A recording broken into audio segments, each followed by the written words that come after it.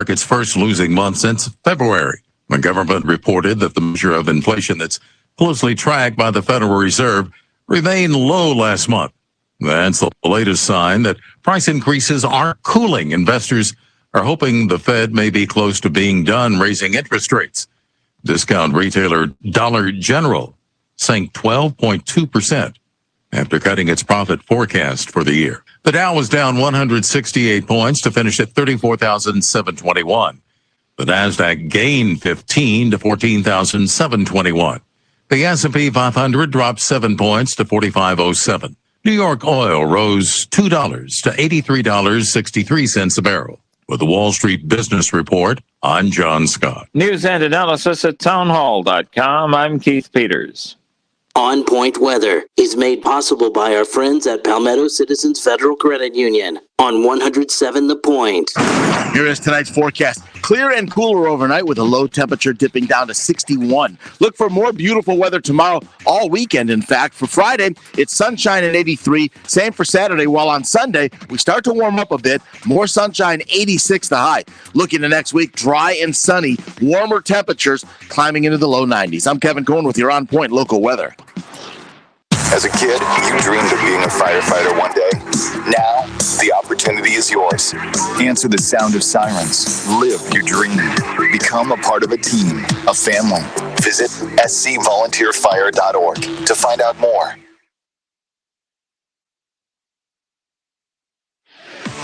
This is Sports Talk with Phil Kornblum, Chris Bergen, and Pat Daniel.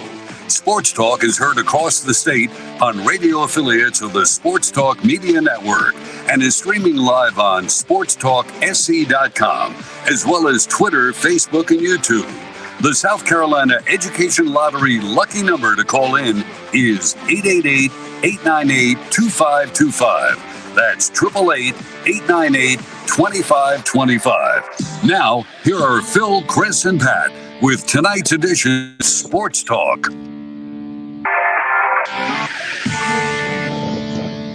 Hi, good evening, everybody. Welcome to Sports Talk here on the Sports Talk Media Network, and welcome into the football season here in South Carolina. Yes, I know South Carolina State played last weekend, but tonight we've got the first games in our states being played. We are up at Furman University, where a little bit after 7 o'clock, the Paladins will open their season against Tennessee Tech.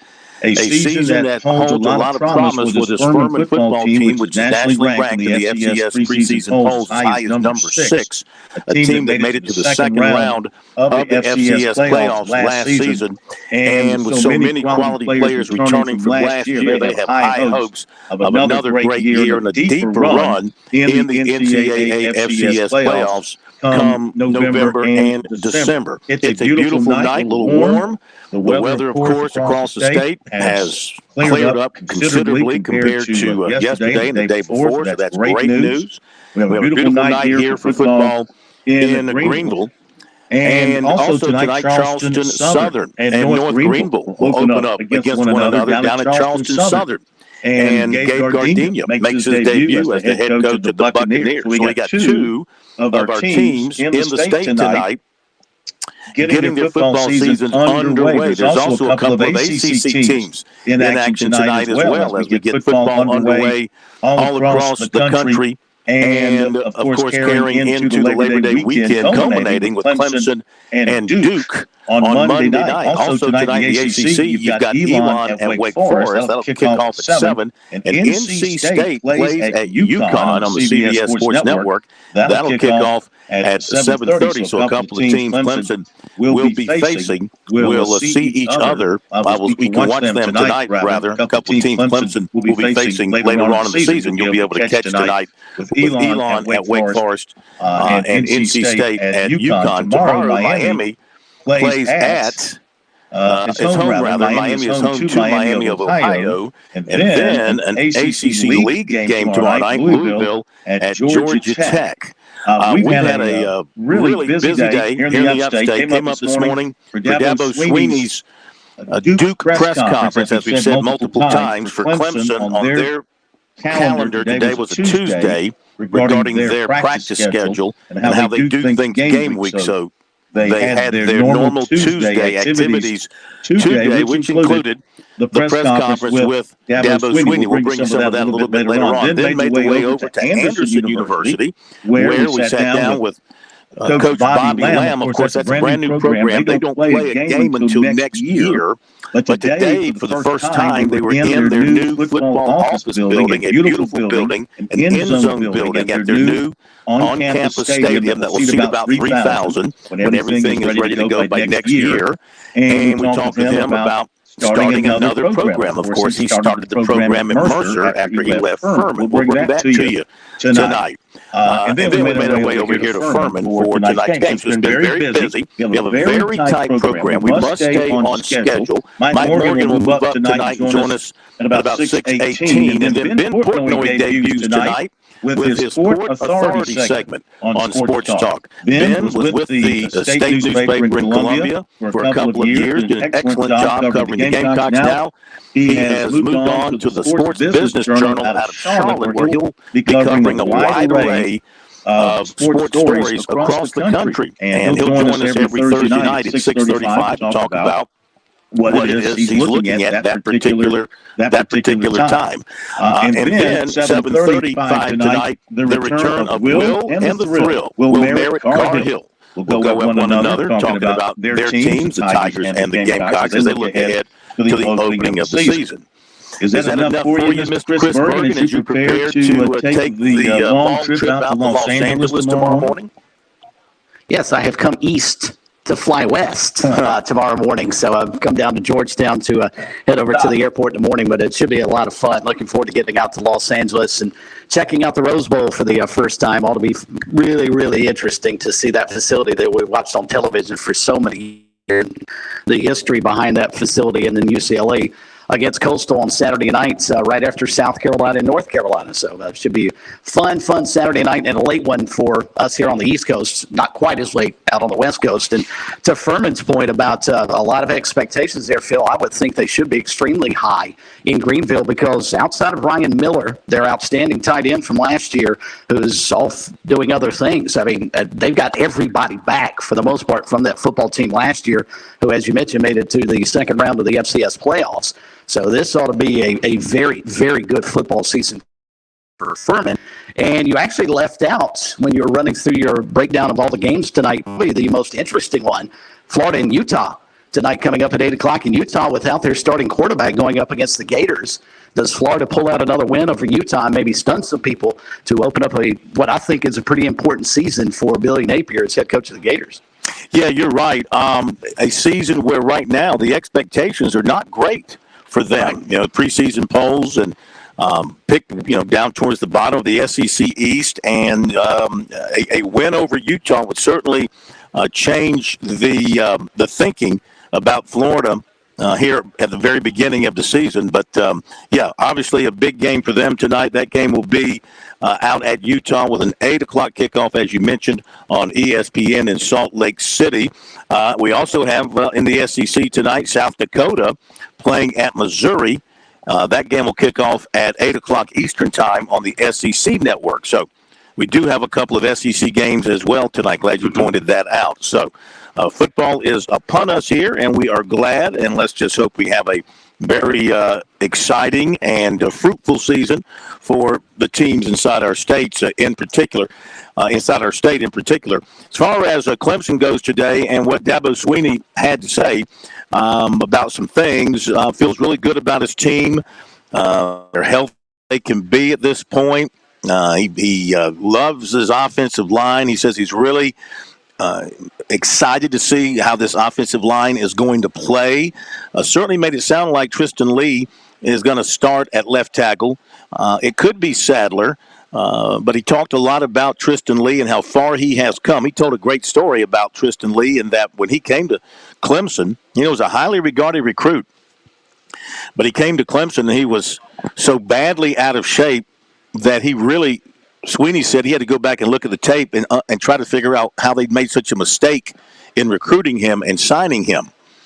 And At some point, they had a heart-to-heart, and he took it to heart. Lee did, and he's worked very, very hard to reshape his body, improve his strength, and everything about his game to where they trust him now out there at left tackle. So you could see him, or it could be Colin Sadler out there at left tackle, but the rest of the line is very solid, and he says he's excited to see what they can do behind that offensive line. And the rest of his team, he feels like Klubnik is ready to go. He's poised. He's prepared. The offense is good for him. Yes, they will run him.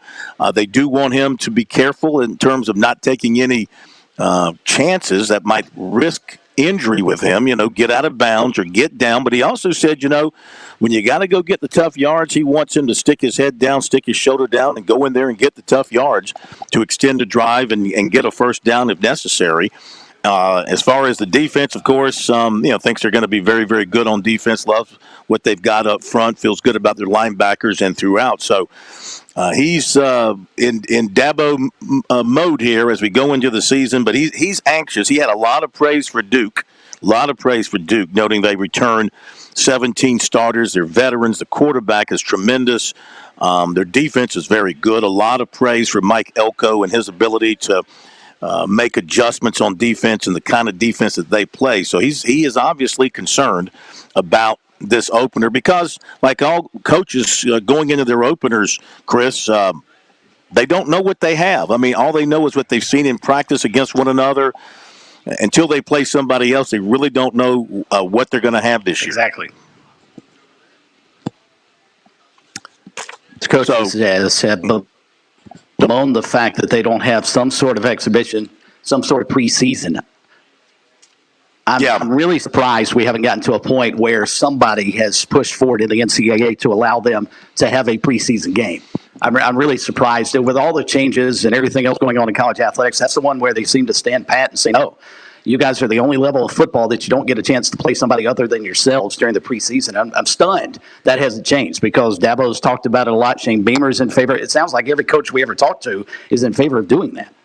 Yeah. Then again, if you do that, you lose the element of surprise in your opening game because then your opponent has got new tape on you and kind of knows what to expect. So, but, I guess to gain a little something, you lose a little something.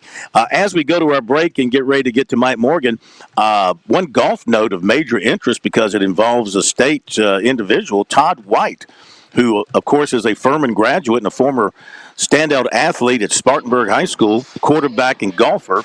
He won today the U.S. Senior Amateur out in Truckee, California. He defeated somebody named Joey Flanagan of Ireland.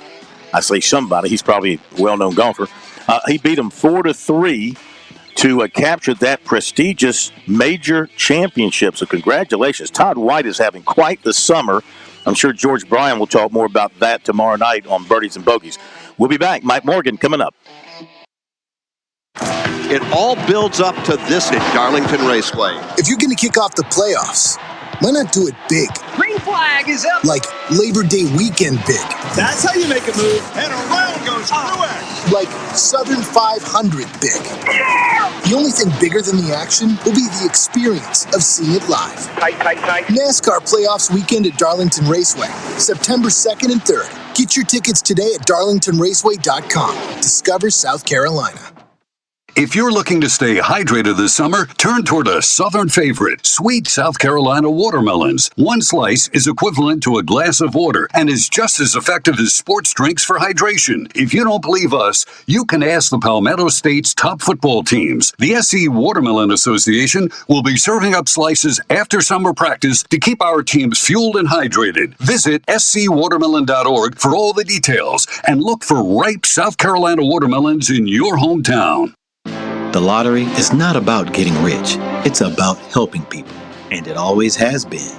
The lottery is what helped raise the Great Wall of China, build the roads of Rome, and today, in South Carolina, it's what generates millions of dollars each year for scholarships like the SC Hope, Life, and Palmetto Fellows. The South Carolina Education Lottery is investing in you. Visit sceducationlottery.com/betteryou to learn more. Major Billy Downer here from the Department of Natural Resources, and DNR is excited to announce the implementation of Go Outdoors SC, a new online licensing and boat titling system that you can access right from your phone. Through this new system, customers can purchase their hunting and fishing licenses, renew their boats, apply for lottery hunt opportunities, and complete electronic harvest reporting requirements. For more information, visit Go Outdoors SC at your local app store.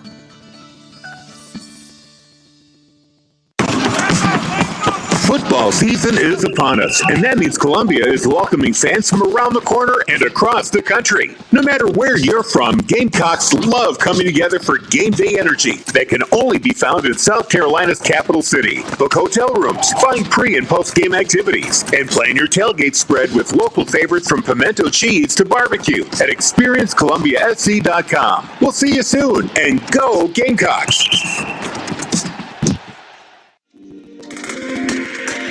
Dumpster Plus is your solution to a more cost-effective and professional work site. Dumpster Plus provides a roll-off dumpster and porta-john in one. Give them a call at 803-500-5094 and ask them about 2 services for the price of one. It's 1 call, 1 delivery, 2 services. Locally owned and operated in Columbia, and that means you'll talk to a real live local person, ready to get what you need with a 24-hour turnaround guaranteed. Whether your worksite is residential or commercial, big or small, near or far, you'll save money with Dumpster Plus. Waste management solutions never look so good. Call Dumpster Plus at 803-500-5094. That's 803-500-5094 for Dumpster Plus.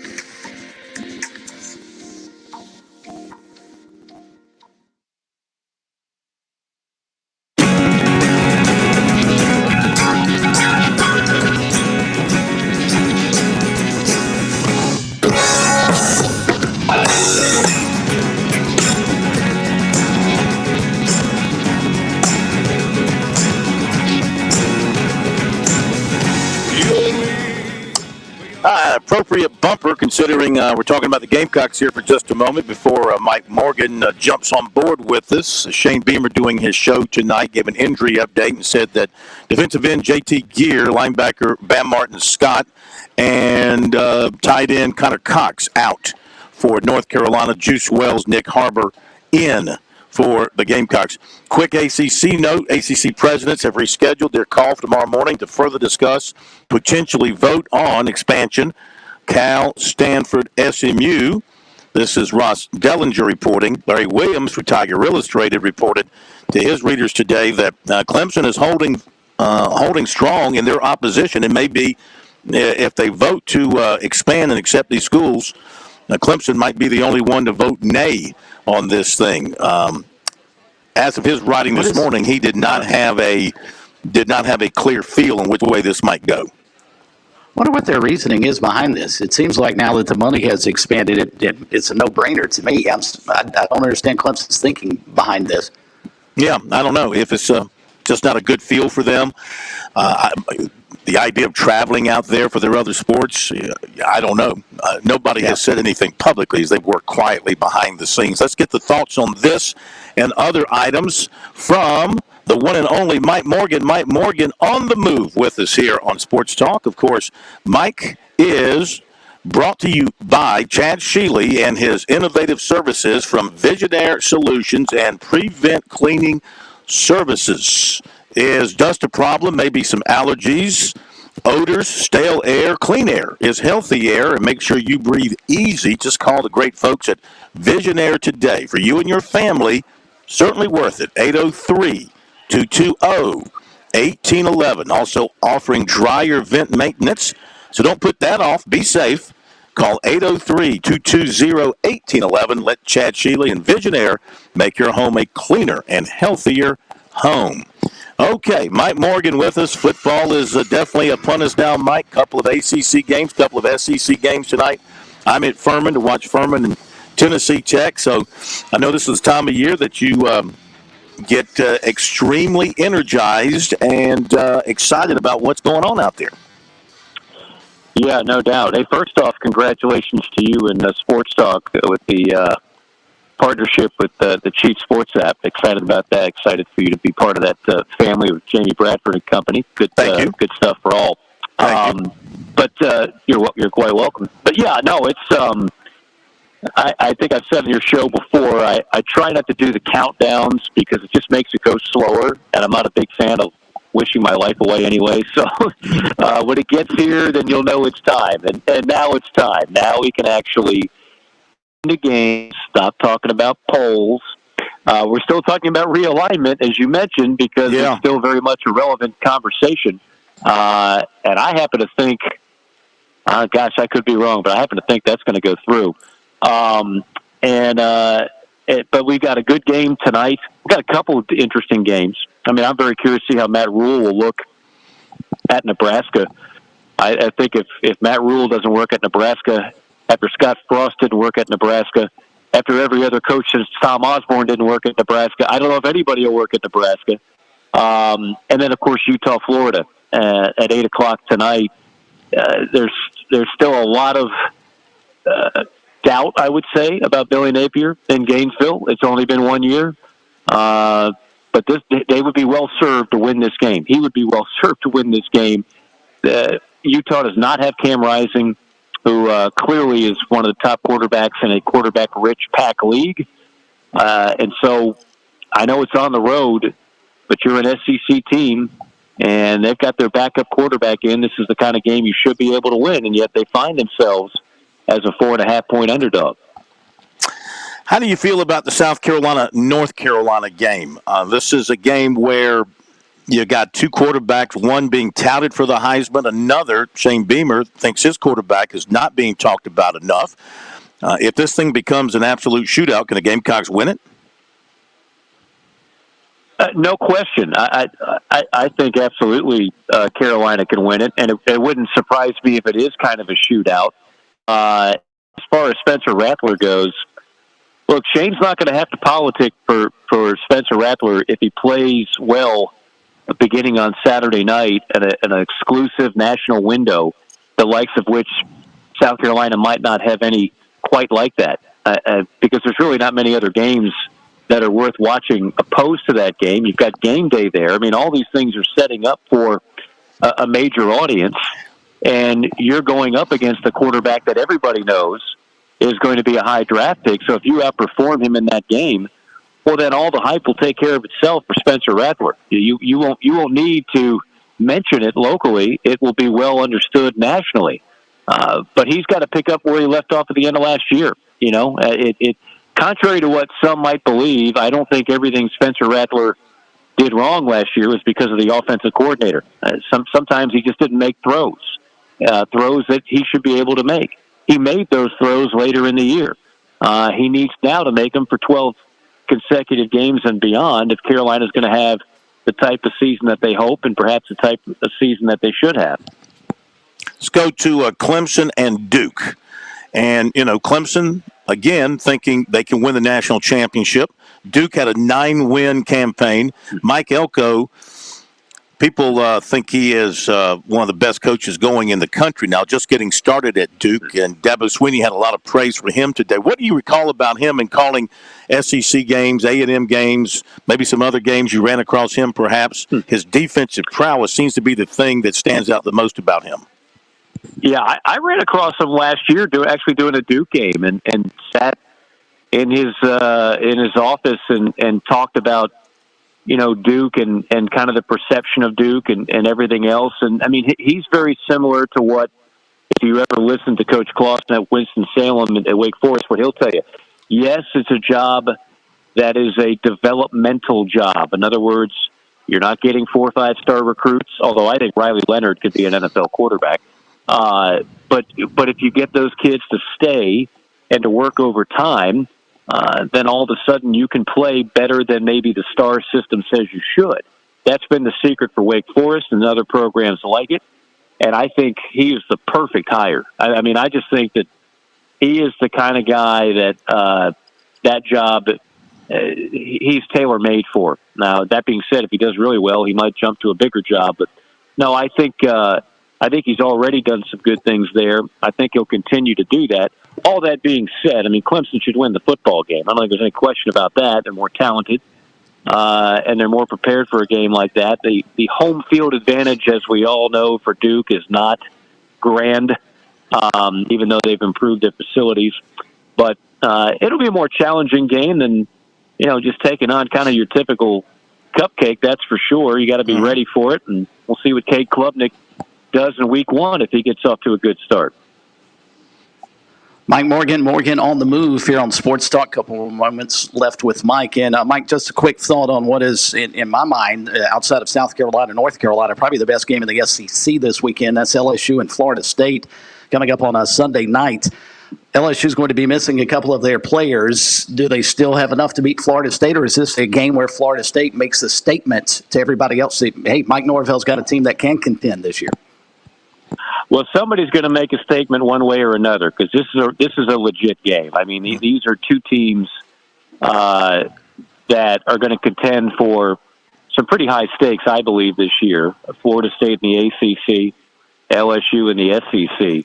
It's the kind of matchup you wish you had more of in the early weeks of the season. Mason Smith's certainly a big loss, and the NCAA continues to be comical in the way they decide some of these things. But with that being said, I still give LSU an edge, but I think it's got a chance to be another great game. I really do. Both teams are very solidified at quarterback. They both have weapons on the perimeter. LSU, once again, has some of the best receivers in the country. So I think it's going to be a great game, but I'll take LSU in a close one. Yeah. If Florida State wins in a couple of weeks, they come to Clemson, and let's just say they were to do that, then all of a sudden you were talking about a team that is going to be a strong contender for the national championship. We'll see what happens. Mike, thank you. Have a great weekend. Talk to you next week. Thanks, Mike. Thank you. Mike Morgan on the move. Be right back here on Sports Talk. On Point Weather is made possible by our friends at Palmetto Citizens Federal Credit Union on 107 The Point. Here is tonight's forecast. Clear and cooler overnight with a low temperature dipping down to 61. Look for more beautiful weather tomorrow, all weekend, in fact. For Friday, it's sunshine and 83. Same for Saturday, while on Sunday, we start to warm up a bit. More sunshine, 86 the high. Looking to next week, dry and sunny, warmer temperatures climbing into the low 90s. I'm Kevin Cohen with your On Point local weather. Have you heard about the South Carolina Wise Women program? It's for women age 40 to 64 who meet other criteria to reduce their risk of heart disease and stroke through screenings and services for high blood pressure, diabetes, cholesterol, and more. Ask your healthcare provider about it or learn more at cdc.gov/wisewoman. This announcement was made possible by the CDC 1816 grant. Its contents are solely the responsibility of the authors and do not necessarily represent the official views of CDC. With SRN News, I'm Keith Peters reporting first a shooting, then a storm.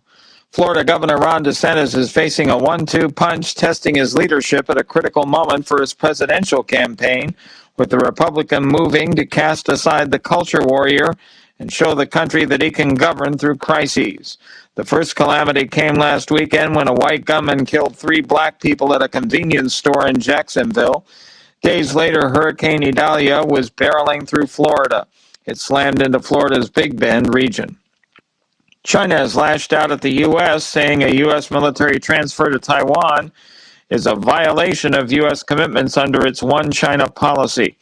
The statement comes after the Biden administration approved the first ever U.S. military transfer to Taiwan under a program reserved for assistance to states.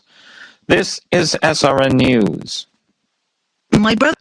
The weather is changing. Fall is fast approaching. Let Shooter's Choice get your hunting season off to a great start. September means Labor Day. It always brings in huge discounts on rifles, scopes, shotguns, and handguns. Save money right now because the hunt is on. It's the perfect time to purchase that new scope. Let Shooter's Choice zero in your new rifle package. Take that trophy buck home. September brings in the doves. They are flying now. So start your dove season at Shooter's Choice with that new Benelli shotgun and get plenty of shells to go with it. Remember, the hunt is on. So guys and gals, get in on the Labor Day savings at Shooter's Choice and make your hunt a success. Shooter's Choice is in West Columbia on Sunset Boulevard. But remember, if you can't make it by the store, online shopping is available at shooterschoicesc.com 24/7 every single day. So shop now. Don't wait. Remember, make your first choice your best choice. Make it Shooter's Choice. Are you looking for free checking and free savings? Dave Ramsey here, telling you to go see my friends at Palmetto Citizens Federal Credit Union. They're not a mega bank that's so big they lose the ability to treat you like a human being. At Palmetto Citizens, you're not just a number, you're a member. Join today at any of their 14 locations or at palmettocitizens.org. Federally insured by the NCUA. Hi, I'm Karen Pickard. And I'm Katie Griner. Every Tuesday at 8:30 to 9 a.m., we'll be talking about issues that concern seniors and their families. So join us right here on The Point Radio for the Positive Points on Aging, brought to you by Oakley Village of Lexington.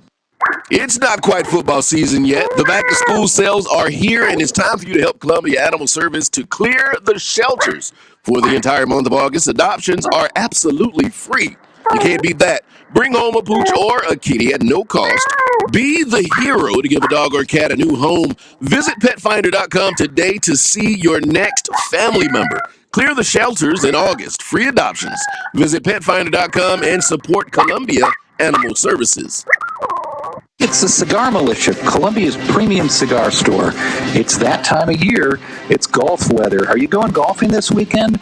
Be the guy bringing the sticks, not the guy that borrows. Come by and refill your humidor or just pull off the interstate for a smoke and a cold beverage. Our friendly and knowledgeable staff will help you. You can be a novice or a seasoned veteran. Our friendly staff will walk you through the humidor and answer your questions. We're at 1410 Colonial Life Boulevard next to the Melting Pot. Every Friday morning at 9 a.m. on The Point, join me, Chad Jordan, and my co-host Larry Jordan for the Palmetto Real Estate Pros. We'll help you out whether you're looking to buy, sell, or just learn all things real estate every Friday right here at 100.7 The Point.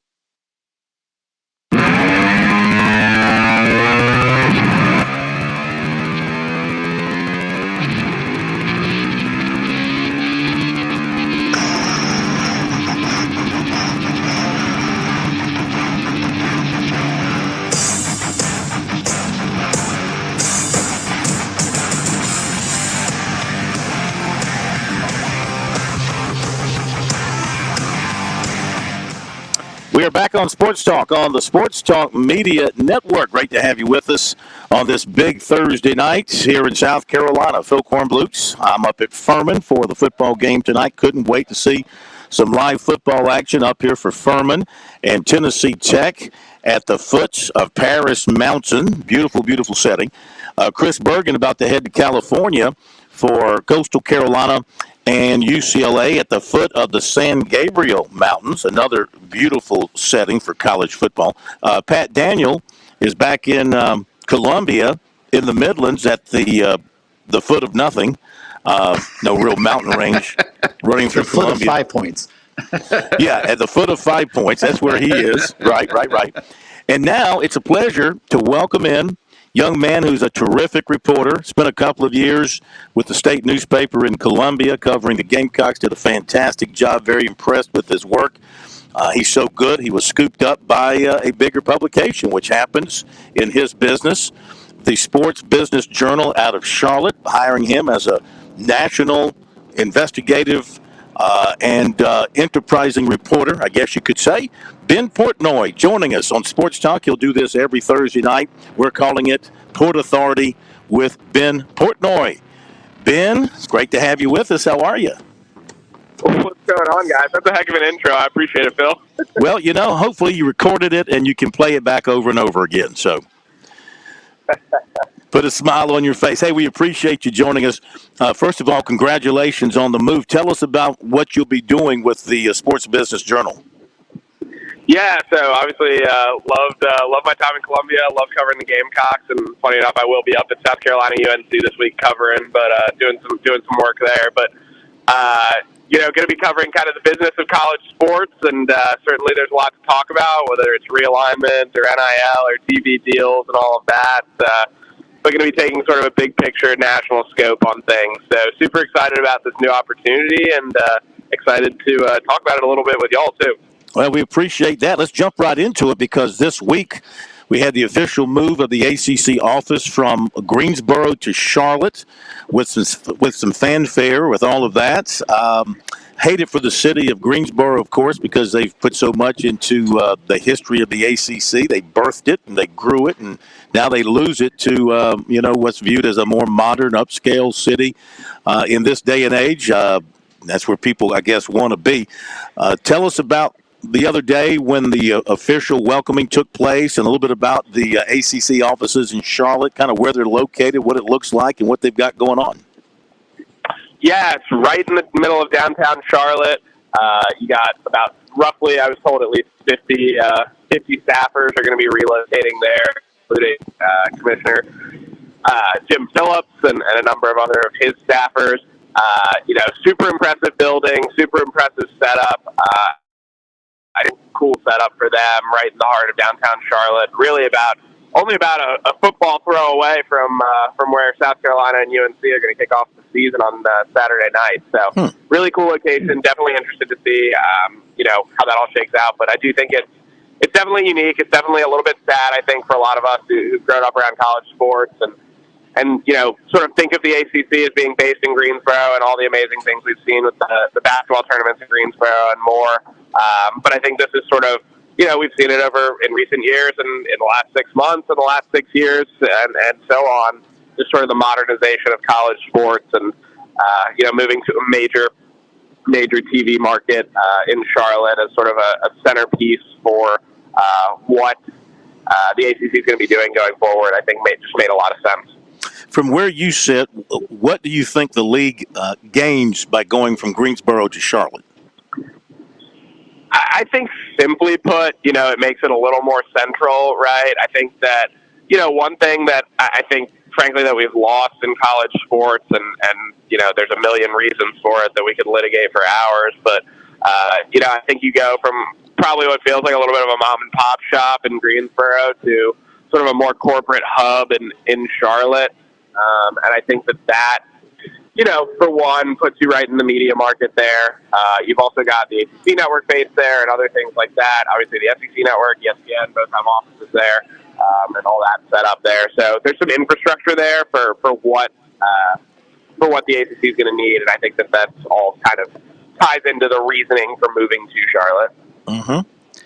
Cool new segment here on Sports Talk. The Port Authority with Ben Portnoy joining us this evening to kick things off heading into the first full weekend of college football. And Ben, sticking with the ACC for a moment, obviously the other big news in that league right now is the debate around conference expansion and whether or not it will go through or not with regards to Stanford and Cal and also SMU. From a value standpoint, obviously I think we've all seen the money that will come in, but what kind of value would those three schools add to the ACC that maybe it doesn't have? And what would be pros versus cons of bringing those three schools in? Yeah, I mean, the big thing is I think it sort of secures, at least for the time being, the future of the ACC as far as what its membership looks like. It sort of helps resolve some of the concerns about what could have been the dissolution of the league. I think that, you look at schools like Cal and Stanford, obviously super highly rated academically, that fits in really nicely with kind of what the league is when you look at sort of schools like North Carolina, Virginia, Duke, Wake Forest, etc. I think it fits, obviously, geographically. It turns into a little bit of a crazy logistics deal, but there's pieces there that fit. SMU, it puts the ACC in the Texas market.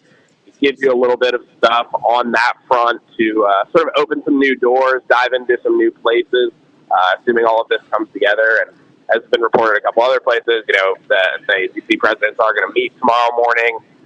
It's a decent chance that there's a vote there to add those schools officially. So we'll kind of see as things come together tomorrow as the presidents link up and get together. But I think there's also, too, just a lot of money to be made. And it's sort of a no-brainer on a lot of levels for both leagues, for both the ACC and the three teams and schools involved.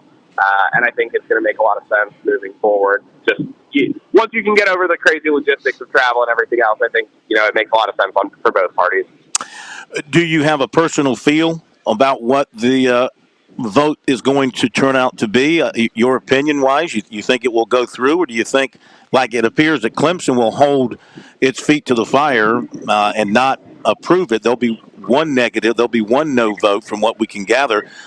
The others have been Florida State and the two of the North Carolina teams, Tar Heels and Wolfpack. What do you think is going to happen?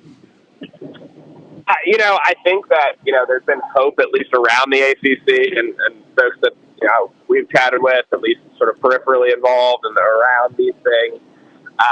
The hope is that this thing's going to get resolved and that they'll get that final vote. A number of others have reported the same thing, and that there's, a hope that they'll get that vote to a point where it can pass. We'll see. Certainly North Carolina and NC State are against this. Has kind of been what's put out there. You mentioned Clemson, and Florida State obviously has been a very vocal proponent of trying to leave the league or finding a way to build a bigger revenue stream. So for those schools that are kind of carrying the weight, at least on the football side. So I think there's a lot of moving pieces there. I think the hope, at least in the ACC, is that they can get something done and get this thing resolved. But it won't necessarily be without some pushback. And we may run into one of those things that we see a lot in college sports, where it's a quote unquote unanimous decision, but whether it was actually a unanimous decision remains to be seen. Sure. All right, so you'll be at the South Carolina-North Carolina game Saturday night. Will you be writing from a game story standpoint or taking a look at it from the business angle? Yeah, I got a little bit more of a business angle, a little more big picture on a few things. I'm going to be doing some behind-the-scenes stuff with some of the folks involved with the game and getting it set up and things like that. But definitely excited to see South Carolina in action. Obviously, only a few weeks removed from my time on the Gamecocks beat, so it should be a really exciting game and plenty of fun storylines with Drake May and Spencer Rattler duking it out. Absolutely. And looking down the road, what do you have on your agenda? If you can share with us maybe a storyline or two that you're going to be pursuing that folks can expect to see in the Sports Business Journal coming up? Yeah, I think the biggest thing, frankly, moving forward is realignment and where this thing ultimately lands. I think that, I was kind of joking with someone today about this, is that when we look for realignment and conference realignment, every time that we kind of think this thing is over, it's not really over, and I think there's a lot of truth to that, right? What's the trickle-down effect? Just because SMU joins the ACC, what does that mean for the AAC? Are they then going to steal some teams from the Sun Belt or vice versa, or what happens there? So there's a trickle-down effect and kind of a butterfly effect to be had here, and I think that, there will be an immediate shift, certainly, if the ACC does go ahead and is able to approve Cal and SMU, but there's going to be a trickle-down effect, whether that's to the AAC or other leagues, further on down the line. So I think that, that's a concern that's been voiced to me in a lot of my conversations with folks sort of in the space and in those other leagues. And I think that's certainly something that I'll be monitoring here going forward in the next coming weeks and months. Tell everybody how they can keep up with you now that you've left the Gamecock beat, your social media addresses, and maybe how to follow the Journal and get stuff from that. Yeah, definitely. You can get us on sportsbusinessjournal.com, and then can follow me on Twitter at @theportnoy15, as was usually the case previously. So if you're following me there already, great. If not, then go ahead and go do that. Sounds great, Ben. Hey, thank you, man.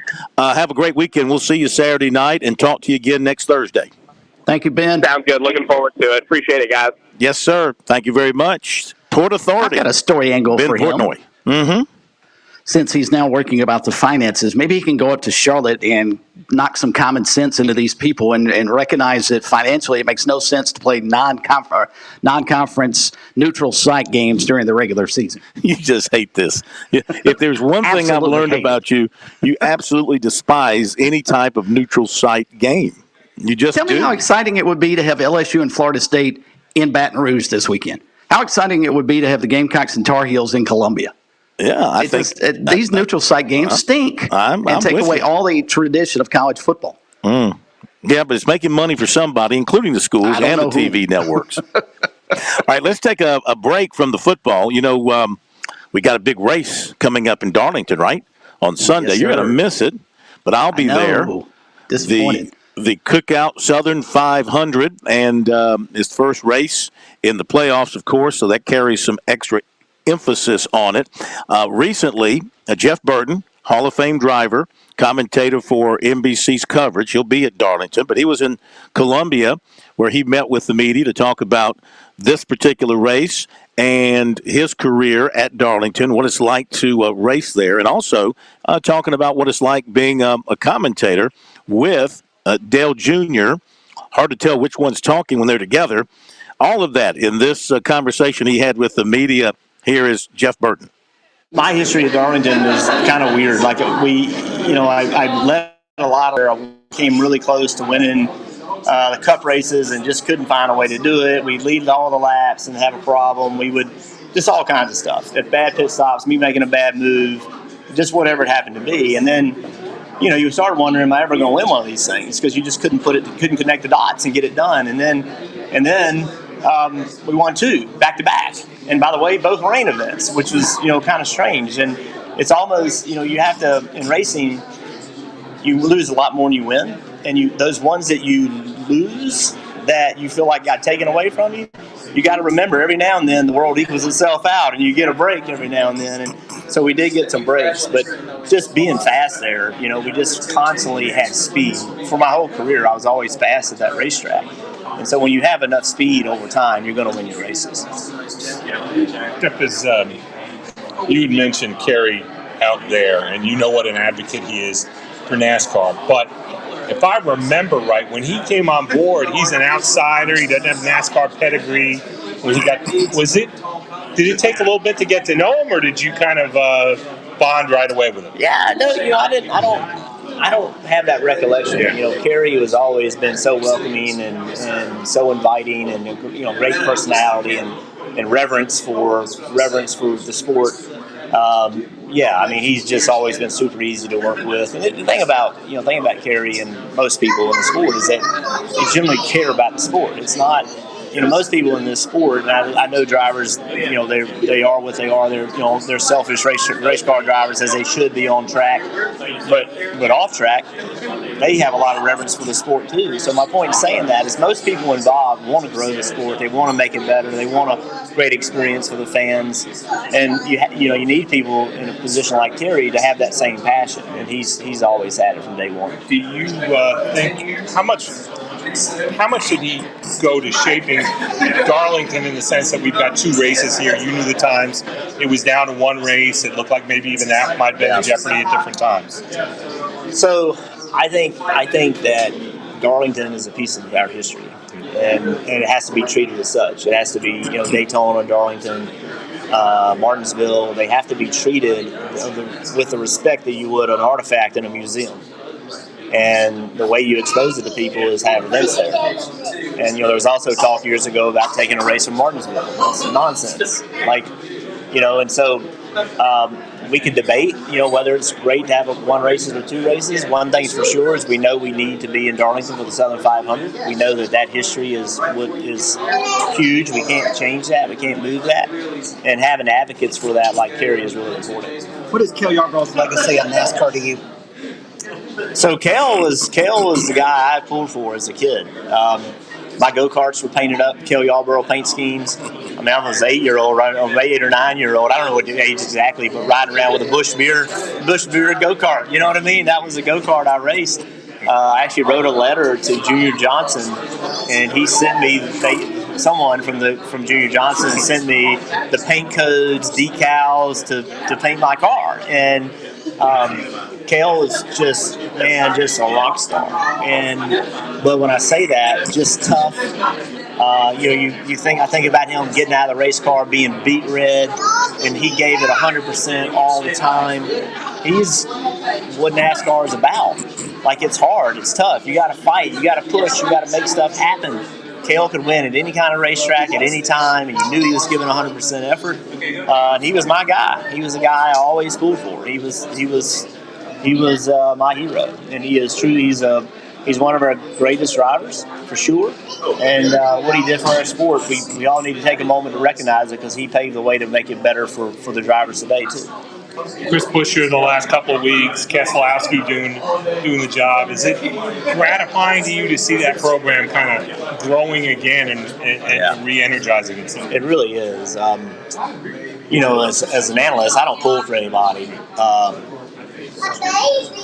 But I have so much respect for Jack that it's great to see it. And it's been hard to watch them not be successful. And I'm still friends with Mark Martin and Matt Kenseth and Biffle, and we all talk a lot. I talk to Mark all the time, and we talk about it, how it's painful to watch it, and we don't like seeing it. Like we have so much respect for Jack and the things that he did for us and what we did together, and to see where it went is heartbreaking. And so it's great to see them running well, and it's important for the sport. Like, it's important. What's great about where we are as a sport right now is we were at Watkins, we were at Indy last weekend, and I'm sitting there looking at lap times right during the race, and the fifth place car, and the 22nd place car were running within a tenth of a second of each other on a over 2 mile long road course. Now think about that. So that's how close it is. That's how competitive it is today. But the negative of that is if you're off a little bit, you're off a mile. And so it's so hard to be successful. It's so competitive that we need as many good teams as we can get because it just makes it better. And it's like when you go to the race at Darlington. What's fun about Darlington is that I've been there. Obviously, I cover the race from DC, but there's 2 races there, so I go to the first one too, and I sit in the stands, and which I normally do. Normally, when I go to the races and I'm not working, if you consider what I do work, I sit in the stands.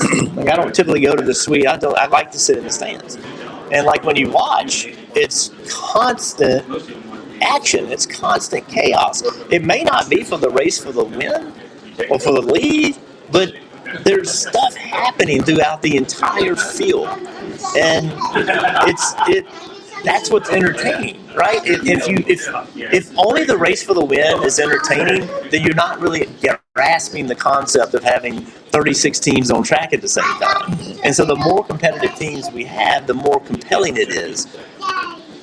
Not necessarily just for the win, but for 5th, for 10th, for 15th. The wildest race on the track is for 18th. It's bonkers. Like, if you just went there and said, I'm going to watch a race for 18th, you will be immensely entertained. It is crazy how hard they race. So it's important for us to have competition through the field, and Jack's competition getting where it needs to be only makes all the sport better. All right, Jeff Burton, looking ahead to Darlington coming up this Sunday. The first playoff race should be a great day for racing at Darlington. Weather should be great with a green flag dropping a little bit after 6 o'clock. That's a great setting.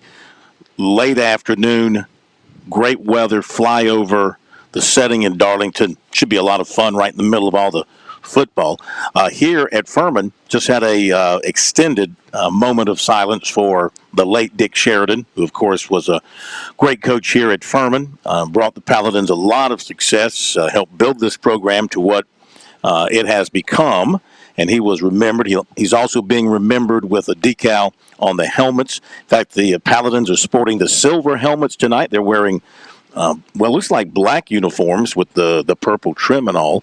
But the silver helmets really stand out against those uniforms. And it's a helmet that they're bringing out of retirement, and they plan to wear that helmet on several occasions this season as they celebrate the anniversary of the diamond on the side of the helmet with the F in the middle that was designed by Dick Sheridan.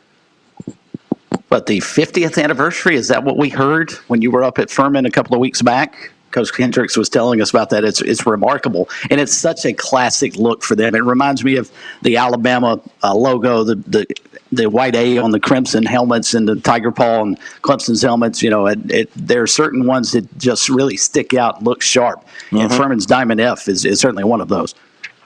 And, when he went to NC State, he did the same thing with the logo on the Wolfpack helmet, and I think the Wolfpack fans really took to that and really, really liked it. So that's something they're going to be highlighting, of course, this year, especially with those silver helmets. Those things are going to really stand out and shine brightly for the Paladins on what they hope will be a big year for them. After Tennessee Tech, they come to Columbia next weekend.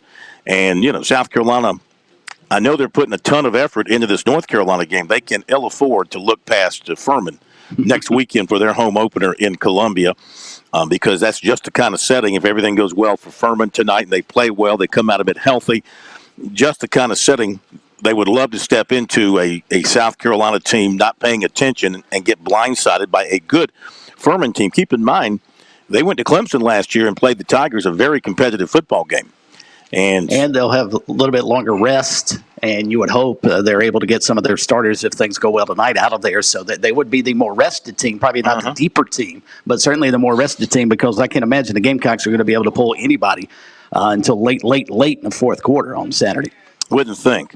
They go to Kennesaw State after that, and that will be a struggle. That'll be a really hard-fought ball game. They get Mercer at home, the Citadel at home. Then they go to Samford, to Western, East Tennessee at home, at Chattanooga, VMI, and finish up at Wofford. So you look at the schedule, and, of course, the Southern Conference schedule is what it is. Samford is a very good team. Furman lost to them last year did lose to them last year, so they'll be looking for some redemption there. And it looks like Samford, along with Furman, probably the top two teams going into this season in the Southern Conference, I would say. Oh, I would agree with you, and that game probably determine who wins the SoCon this season. And so Furman's set up perfectly, as I mentioned earlier. Pretty much everybody back off of last year's team. If they can find a replacement at tight end for Ryan Miller, look out for those guys. They should be really, really good. Well, excellent quarterback, tremendous running game. I think we're going to see a lot of that tonight against Tennessee Tech. And this is the second meeting between these two. I'm sorry, this is the fourth meeting between these two. And Furman has won 2 of the 3 previous meetings. Okay, we'll be back. More from Furman after this top of the hour break. By the way, before we do what's supposed to happen here, thank you for pushing the button. I thank you. Programming thanks you. America thanks you. WQXL Columbia, W264DF. Grills, outdoor kitchens, fireplaces. Summer sizzle starts with Bart. This is 107 The Point. News this hour from townhall.com. I'm Keith Peters reporting. Former President Donald Trump chooses to waive a formal arraignment appearance in Atlanta. Correspondent Laura Winters has more on the story. Donald Trump did not show up here in Fulton County. Instead, he pleaded not guilty in a court filing. The charges pertain to the election interference case here in Georgia. The Fulton County DA, Democrat Fonnie Willis, has charged the former president and 18 other people, including former Trump attorney Rudy Giuliani and former Chief of Staff Mark Meadows, for allegedly trying to overturn the 2020 presidential election results here in Georgia. Laura Winters, Atlanta. President Biden is offering more hurricane relief assistance and thanking emergency management personnel. White House correspondent Greg Clugston reports. A day after Hurricane Idalia made landfall, President Biden visited FEMA headquarters here in Washington. Thank you, thank you, thank you. You are making an incredible contribution. He said he spoke again with Florida Governor DeSantis about providing more federal assistance. I let him know that I approved his major disaster declaration. Mr. Biden also announced he'll be visiting Florida on Saturday to survey storm damage. Greg Clugston, Washington. China's lashed out at the United States, saying a U.S. military transfer to Taiwan is a violation of U.S. commitments under its One China policy.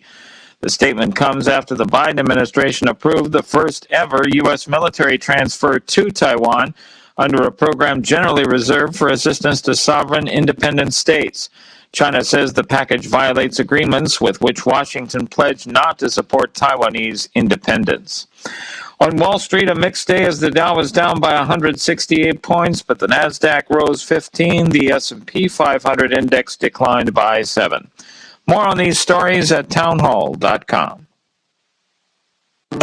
Attention, your money is now controlled by the U.S. government. Picture a world where your every purchase is monitored, tracked, and controlled by those in power to suppress the freedoms of those they see fit. Hi, my name is Jason Hansen. I'm a former CIA officer and New York Times bestselling author. And right now, I've become very focused on the impending rollout of the central bank digital currency. This is not a work of fiction. It's a terrifying reality looming on the horizon.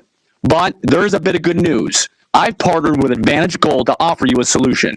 They are specialists in converting your traditional assets, like those inside an IRA or 401k, into tangible assets such as physical gold and silver. Don't allow your money to be controlled. Claim your free gold protection kit from Advantage Gold. Call 800-900-8000, 800-900-8000. That's 800-900-8000. Advantage Gold is not an investment advisor or a tax advisor. Call 800-900-8000. A former organizer of the Proud Boys was sentenced to 17 years in prison for his role in the Capitol riot. We hear more on the story from correspondent Ed Donahue reporting. Joseph Bigg's sentence is the second longest among hundreds of Capitol riot cases so far. Oath Keepers founder Stuart Rhodes got an 18-year sentence. Judge Timothy Kelly says the riot trampled on an important American custom, certifying the Electoral College vote. Capitol Police Officer Caroline Edwards encountered Biggs and others on January 6th. Edwards repeatedly mentioned Biggs in testimony last year before a House committee. Never in my wildest dreams did I think that as a police officer, as a law enforcement officer, I would find myself in the middle of a battle. Biggs acknowledged to the judge he messed up that day and blamed being seduced by the crowd of Trump supporters outside the Capitol. Ed Donahue, Washington. News and analysis at townhall.com. I'm Keith Peters reporting. On Point Weather is made possible by our friends at Palmetto Citizens Federal Credit Union on 107 The Point. Here is tonight's forecast. Clear and cooler overnight with a low temperature dipping down to 61. Look for more beautiful weather tomorrow, all weekend, in fact. For Friday, it's sunshine and 83. Same for Saturday, while on Sunday, we start to warm up a bit. More sunshine, 86 the high. Looking to next week, dry and sunny. Warmer temperatures climbing into the low 90s. I'm Kevin Cohen with your On Point local weather. It's not easy being a veteran. Coming back from Iraq or Afghanistan, I had been so excited to come home. But it's harder than I thought. Join us at communityofveterans.org and connect to others who are going through the same thing. Brought to you by Iraq and Afghanistan Veterans of America and the Ad Council.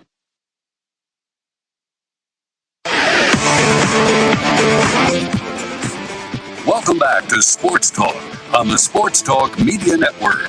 You can reach the guys with the South Carolina Education Lottery lucky number, 888-898-2525. That's 888-898-2525. Now back to Phil, Chris, and Pat with the second hour of Sports Talk on the Sports Talk Media Network.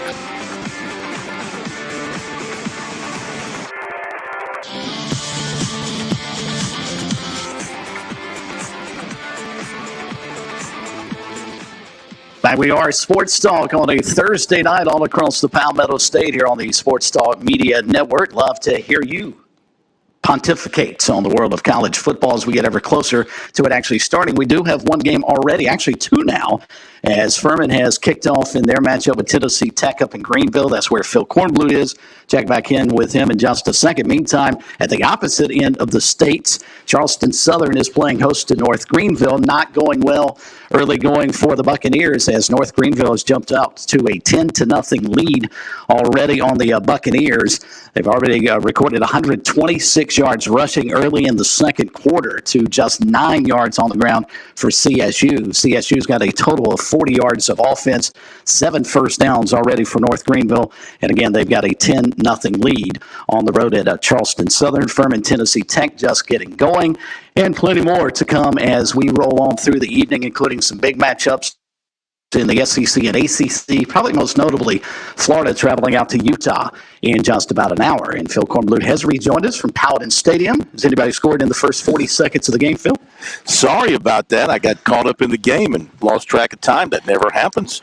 As I was away, Furman got on the board in the first series, a pick 6 for the Paladins. So assuming they made the extra point, they're up 7-0 in the first couple of minutes here against Tennessee Tech. So sorry I missed the return of the show. Don't know what I was thinking. 7-0. Furman now has taken the quick lead on Tennessee Tech without having the ball yet on offense. And you updated, what was that score down in Charleston? 10-0 North Greenville. I think a little bit of a surprise, right?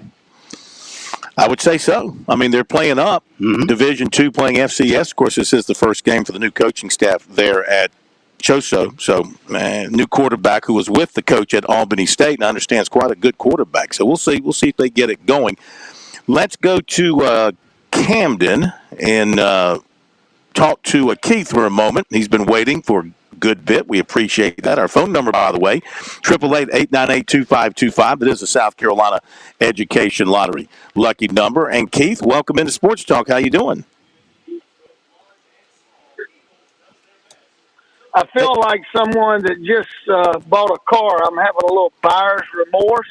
As the game gets closer, I'm starting to think all those things that, okay, we've got 3 new offensive linemen, the most critical position, left tackle transfer, right tackle transfer, then you got another guard, then we got a running back that's a great kid, great athlete, but, just all those things are starting to click in my head, and I'm beginning to wonder, but interested in what y'all think when you really think about it.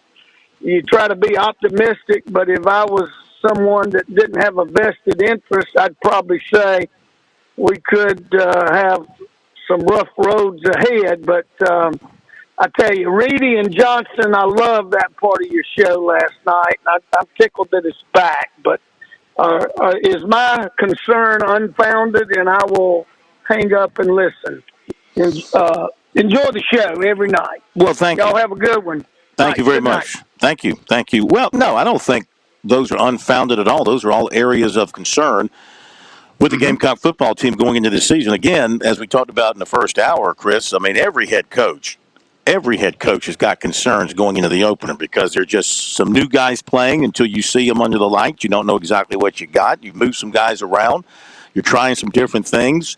It's no secret that South Carolina wants to run the football better this year, and they're trying to do it with a basically rebuilt offensive line with a couple of transfers thrown in there, actually 3, and with a running back who's never been a running back before. Can this work in the SEC? Can this work game in and game out for them? That is the big question. Well, and last night, since Keith referenced our Chalk Talk, Chuck Reedy said, no, it can't. He was not impressed nor enthused, maybe. Hadn't had a chance to be impressed because we haven't seen what DeCarrion Jordan can do out of the backfield, but he does not believe that DeCarrion is a quality SEC running back. I don't think I'm taking his words out of context from last night. I think it's a fair assessment right now. It may not be so in 48 hours. We may be looking back and DeCarrion Joyner comes out of that game with 150 yards rushing and 2 touchdowns. And the next question will be, well, why haven't you been playing him at running back all along?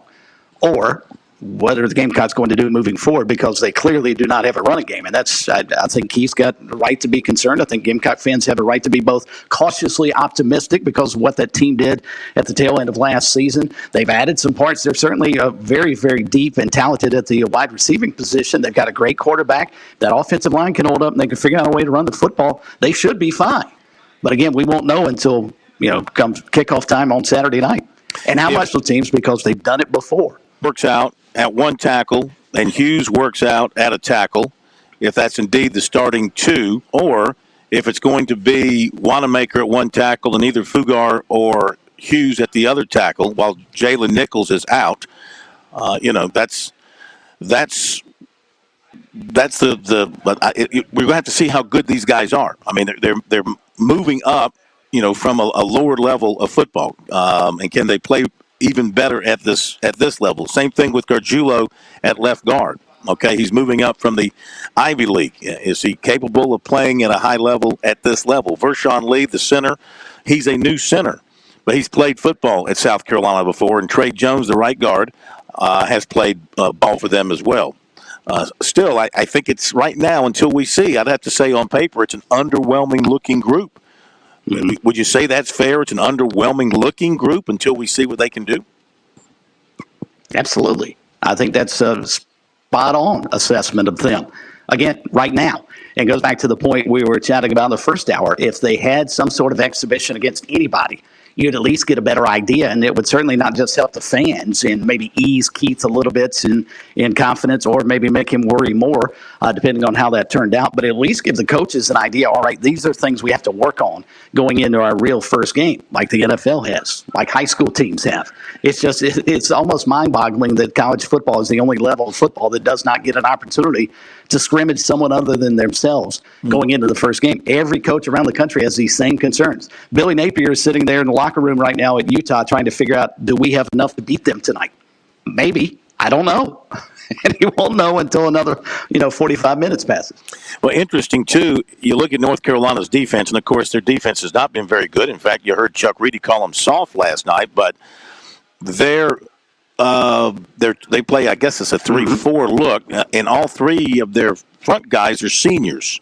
They've got experience. Desmond Evans, 275 pounds at an end. Kevin Hester at the nose, he's 315 pounds. He's a senior. And the other defensive end, Miles Murphy, is a senior. He was the other Miles Murphy that came out when Clemson's Miles Murphy was coming out. And he's a senior. Or it could be Javari Ritchie. That's an or position. It could be Javari Ritchie, who's a junior. But they list Murphy first as the senior. So it's possible you'll be facing three seniors up there who've played a lot of football for North Carolina. Where you have to be concerned, their best two defensive players are their linebackers, Power Eccles and Cedric Gray, two really good players. Got to keep them in check and keep them off your quarterback and see if you can block them a little bit to open up some room in the middle. Okay, so yeah, I think those concerns are legitimate, and we'll see if the Gamecocks play well enough to put those concerns to bed. All right, let me slide in a quick note real fast, and then we'll move on. Since Keith called from Camden, tomorrow night's going to be a cool night for that high school versus Hartsville. They're going to be as part of that rivalry series. It's the oldest rivalry in the state of South Carolina. It's going to be renewed tomorrow night in Hartsville and Camden. They're going to be spotlighted on something called the Great American Rivalry Series. So I'm sure you and David will have some fun breaking that game tomorrow night down a little bit at Kellytown Stadium. Should be a lot of fun. We'll keep a close watch on that. All right. Let's go quickly to Vern in Bishopville. Hey, it's been a while since we heard from Vern. Then we'll hear from Bobby Lamb. Vern, good to have you with us tonight. How are you, sir? Doing fine. Appreciate it. Let me put my foot down. I was listening to Shane Beamer and say that I'm a little older than he is, and I'm going to put my foot down. They already have beaten North Carolina. They see what it takes to beat North Carolina. They haven't changed. Didn't he carry on trying to make a fool out of Mac Brown in his group not long ago? Yeah, a couple of years ago, 2021. Made a fool out of him. And you still can do the same thing all over again. Shane Beamer just crying just like a newborn baby, just like my niece baby. And he's 2 years just crying and going on. They got the formula to beat North Carolina and something like that. You know what? Sometimes I say to myself, and stuff like that. It'd be better if North Korea do drop a nuclear bomb, and stuff like that. Sometimes it would be. What has that got to do with Gamecock football? That got everything to do with it. You got a grown man crying. You got a grown man crying and stuff. You cry on the radio. All the people that cry about South Carolina do that. They got the formula to beat North Carolina. They got the formula to beat Clemson. They done it. They got the formula to beat Tennessee, but all of them ranked. Well, maybe they're going to use that formula. Maybe they're going to use that formula. They're not going to use it. They're not going to use it, but you know why? Because they enjoy screwing the Carry-On Johnson. They enjoy it. When he's gone, I thought he would have leave this year right here and something like that. When he's gone and something like that, then maybe all those crying will stop. They got the formula. Thank you for letting me talk and everything, and you be blessed, and I hope everybody realize one thing. You don't have to cry about nothing. If they lose, they lose. If they win, they win. Thank you. You be blessed. Y'all have a great night. Thank Bye-bye. you. Thank you very much. Thank you, Vern. Real quick, Wake Forest 7-0 on Elon early in the first quarter. UCF 7-0 on Kent State. Georgia State 7-0 on Rhode Island. Games that have gotten underway. And then checking the FCS scoreboard as well here. Let's see what we've got. It's 10-0 North Greenville over Charleston Southern. 4:49 to play in the half. And I don't think anything else has happened behind me here. The game is behind me as I sit in the press box. Still 7-0 Furman leading Tennessee Tech in the first quarter. All right, earlier today, I went by Anderson University to wrap up our Palmetto Pigskin Tour. We didn't do a live show there because of this football game. At first we were, but then when talking with Coach Lamb, being a Furman grad and wanting to get out to see some football, he wanted to be here. Especially, I'm sure, too, for the moment of silence for Coach Sheridan, his former coach here at Furman. So we recorded an interview in his brand-new office, in his brand-new football field house that sits in the end zone of their football stadium on campus. Very beautiful building that is going to be a big bonus to what they're doing at Anderson University. Division II, playing in the South Atlantic Conference.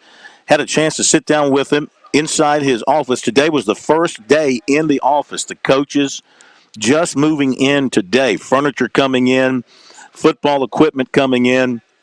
It was a sight to see, and we appreciate him taking out time to talk with us. And first thing we asked him is, he started the program at Mercer. Why, at this stage in life, did you want to come back to this area and start up a brand new program? Well, it certainly is. A lot of hard work's been put in. I've been here 2 years now. They afforded me the ability to come in and kind of map out what we needed here at Anderson for football. I think it's going to be a huge boost for not only the area but for our university. And wow, we're excited. We moved in this morning in our offices, and then we got a team meeting this afternoon in the team room. So. Everybody's really excited about it, and good news is we're undefeated one more year because we don't play to 224, so we're still undefeated since 1911. Why do this again? You did this at Mercer. You started from scratch. Now you're starting from scratch again. Why do this again? Well, I think this number one, it's a challenge. Number two, you get to put your thumbprint on everything you do. From designing the weight room to designing the locker room, from picking out carpet samples, and which is not my favorite, but picking out tile. You sit on every meeting and everybody's looking at you because really and truly you're really educating the university on football and how it needs to run, how game day needs to go. So there's so much more work to do, but we've got 91 players here. They've been here for 2 weeks now. They've gone through a series of mat drills for a week, and then we'll begin our very first practice on Tuesday after Labor Day. So we're really excited about that. I'm going to ask you about that. I mean, the blood has got to be bubbling a little bit. The heart rate's got to be up a little bit because you're going to have the whistle around your neck. You're going to have the cleats on, and you're going to be back on a practice field. Yeah. Yesterday we had a session at 5 o'clock. It's pouring down rain, and, you figured you'd have some guys who'd be late. I mean, we started at 5, and our roll checkers sent me a text and said, Coach, it's 5:40 and they're all here. So, 4:40 and they're all here. So they're eager like we are. They've been on campus. They're eager to get going. One of the reasons they committed to come and play football here at Anderson is number one, our outstanding academic reputation here, and then number two, we're starting football from scratch, and they get to be a part of something. It's a first and something special, and they'll always be known as the class that laid the foundation. Give us the details about the facilities that you'll be working in and playing on. Yeah, we are fortunate to have the fairgrounds here, the Anderson County Fairgrounds. Anderson bought these fairgrounds in 2008, and we've really turned it into our athletic campus. So all of our facilities are over here, with the exception of basketball, and then baseball's off campus. But we built a 44,000 square foot end zone facility that is second to none in Division II. And the bottom floor is locker room, training room, equipment room, weight room. Top floor are position meeting rooms, conference rooms, coaches' offices. We'll have a Hall of Fame room in there after a year from now. So it's been a magnificent. I didn't have any idea it would be this nice, and it got going and kept going, and like, holy cow, it just turned like this overnight. You've had to be, I guess, part-time football coach. You've had to be part-time fundraiser. You've had to be, part-time recruiter. What's it been like reaching out to the public, reaching out to the business sector around here and say, hey, this is my dream. This is what we have going. Come be a part of it. Well, I think one of the neat things about starting a program in an area like this, we know Clemson's 18 miles down the road. We're selling Clemson as a positive because you got a great public university 18 miles down the road with big-time football. But we've got our own niche here in Anderson. Everywhere I go, everybody's like, Coach, we're starting this year. I said, no, we're starting, we got a year. We're a year away. But there's so much excitement. I mean, we've got an event next Thursday, and I think we've already sold 400 tickets, and and people are still coming out of the woodworks to try to get in that event. It's just going to be a barbecue and it's kind of the 365 days from our first game on September 1st, 2024. So it's been very rewarding, and the people at Anderson are fired up. We're not Clemson. We're not trying to be Clemson, but at the end of the day, we have our own little niche here, and we want to be a Division II powerhouse. What will you do with your offense and with your defense? What's your scheme? Well, defensively, we're going to be base out of the 3-4, but like everybody else, we're 3-4, and we're sliding in the four-man front. So football has changed so much. Defensively, you just can't sit still anymore. You got to move and you got to adjust and do the things that the offenses are creating, because the rules are obviously leaning heavily toward the offense.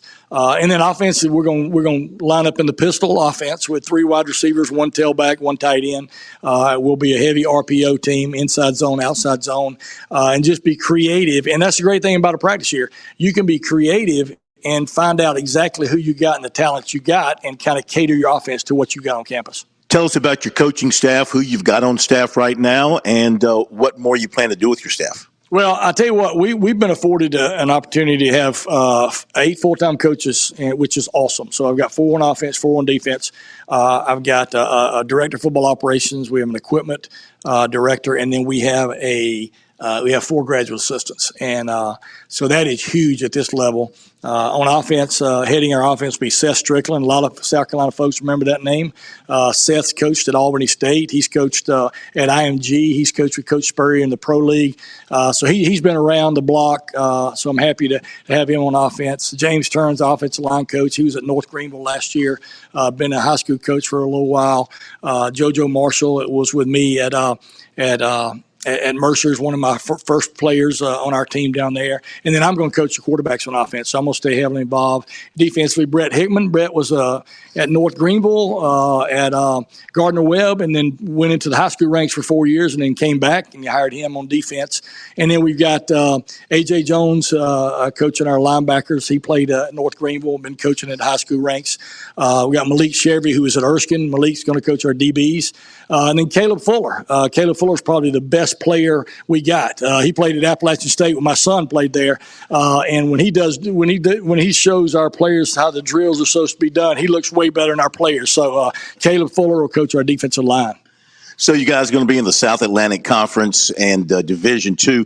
And you look around the state of South Carolina, Division II football is blossoming. There are a lot of good programs. You're going to be right there in the mix, and the rivalries you guys can develop can be quite intense. Phil, I just spoke at the Greer Touchdown Club, and I always ask this question: how many schools do you think at the collegiate level play football in the state of South Carolina? Well, in 2024, when we begin, there will be 16 schools playing football in this little old bitty state. And the quality is unbelievable. But you can't look any farther in Division II than Newberry. What Todd's done down there, done a phenomenal job. Limestone had a great year last year. Your top three have been in the past. Have been Lenore Ryan, Newberry, and Wingate. Carson Newman, they've got a great history. So you're talking about a great football conference, one we're excited to be in. And see, people don't understand, all of our other sports have been in the SAC for a long time. So we're just adding to that. So we're excited about that. But, it's going to be a tough road to hoe here early. Will you be focusing on the state of South Carolina with most of your recruiting? Well, 91 players are on our team right now, and 67 came from the state. So I think if you look at this state, people don't understand Division II scholarship money. You're limited in your scholarships, so you have to stack money. You take your need-based money, your academic money, and then your football money, and kind of try to create the best scholarship you can for these young men. So the state will be huge for us going forward. I think we have 19 from Georgia, maybe 4 from North Carolina, and sprinkled a couple other states like Florida and Tennessee. But we will be heavily in the state of South Carolina. Tell us about your first game. Well, I wish I could tell you about our first game, but I know this. It's September 7th, which is 2024. And, right now we haven't announced the opponent, but we're still working to get that contract taken care of.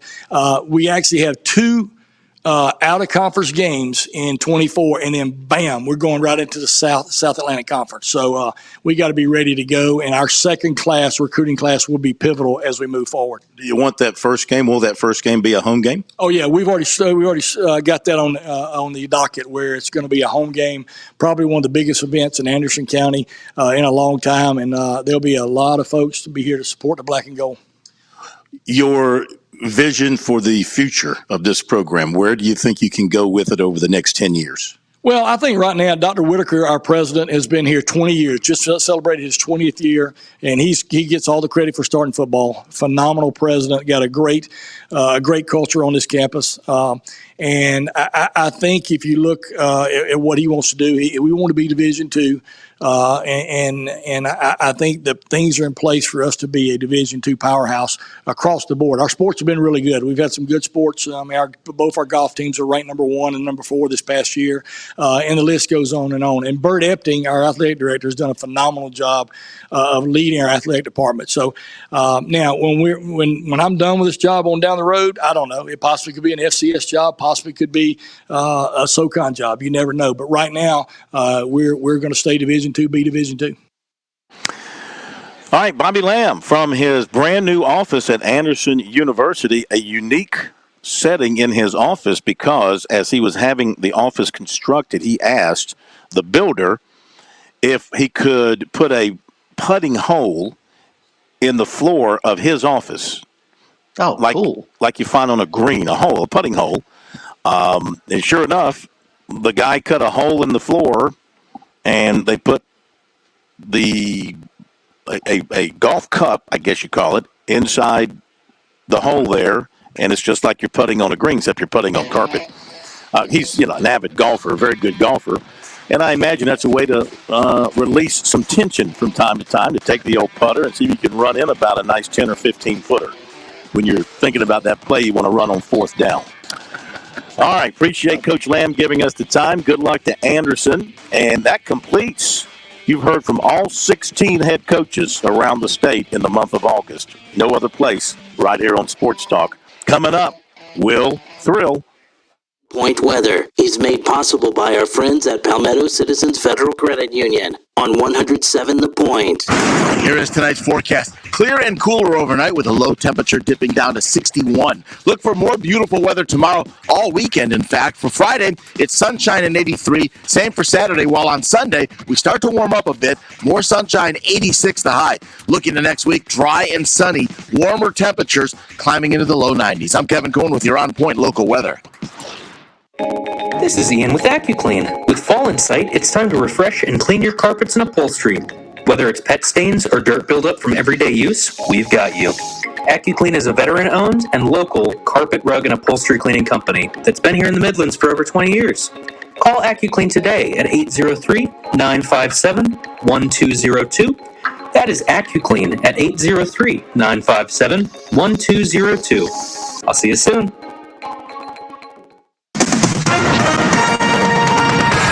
With SRN News, I'm Keith Peters reporting a federal judge has blocked Arkansas from enforcing a new law that would have required parental consent for minors to create new social media accounts.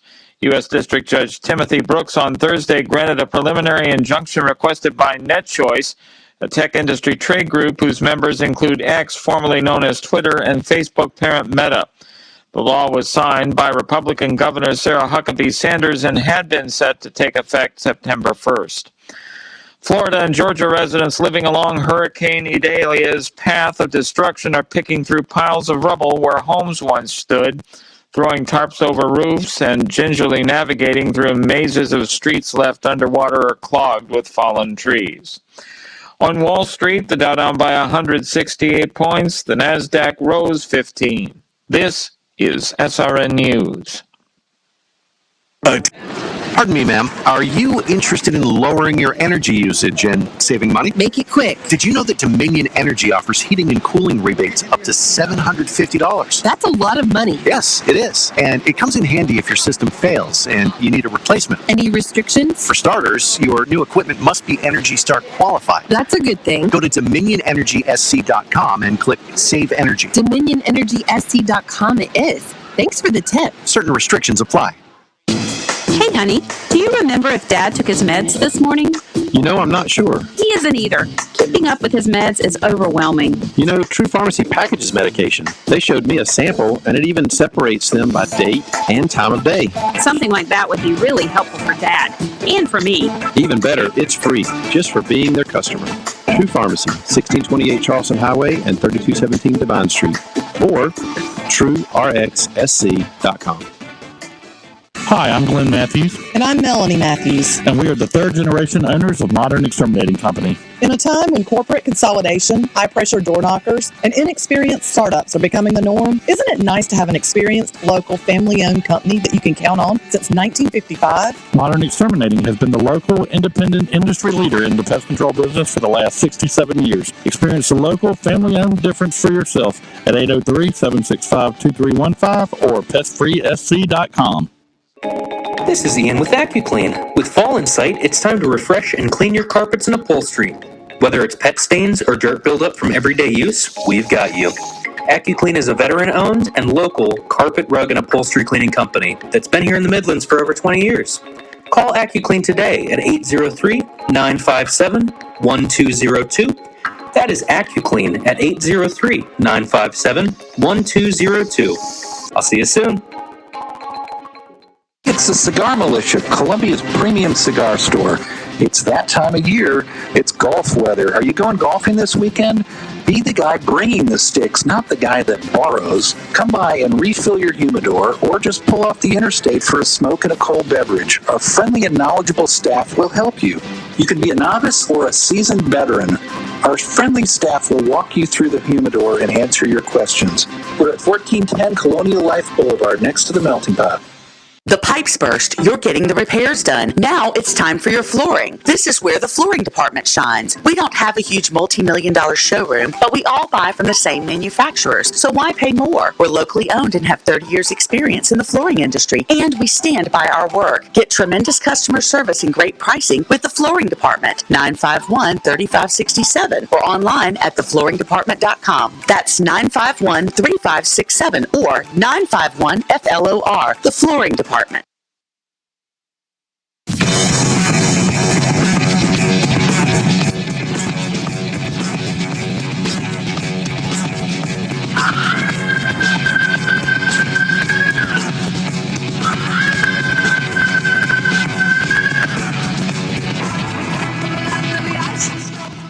We are back on Sports Talk. Sports Talk Media Network up at Furman University tonight. Furman and Tennessee Tech going to the second quarter. 7-3, the Paladins with the lead. Their lone touchdown coming on a pass interception return on Tennessee Tech's first possession.